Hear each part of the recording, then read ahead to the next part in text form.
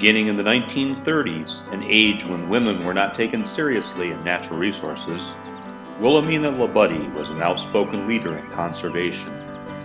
After her two oldest children left for college, Wilhelmine La Budde worked tirelessly on a range of topics across the state, including restoration, preservation of old-growth forests, and environmental education in public schools.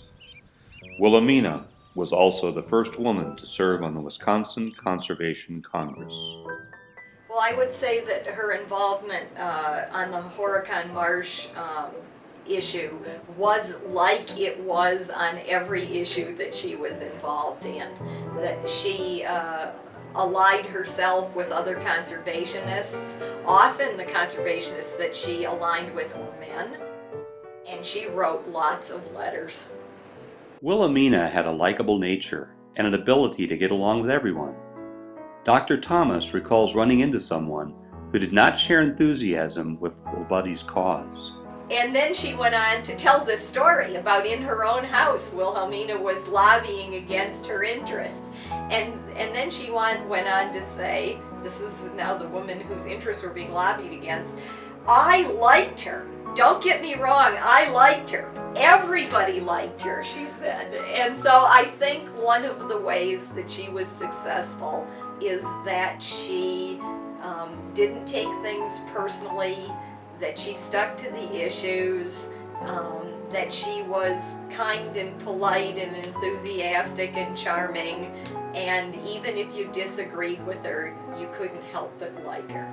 She understood that you didn't do things by yourself, that it took support from a lot of people to get anything good to happen. I think she was a great woman.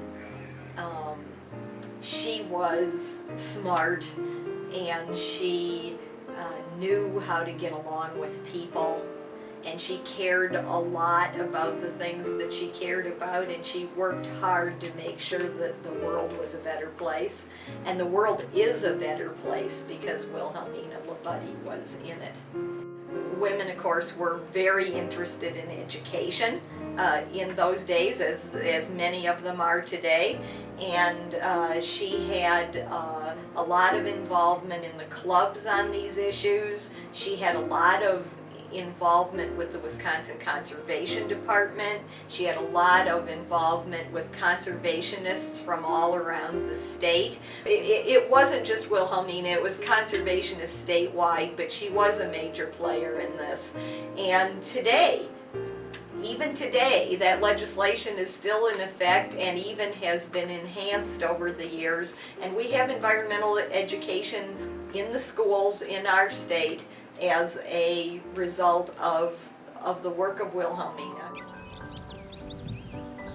Wilhelmina La Budde shared her love of nature by being persistent and by banding together with other conservationists.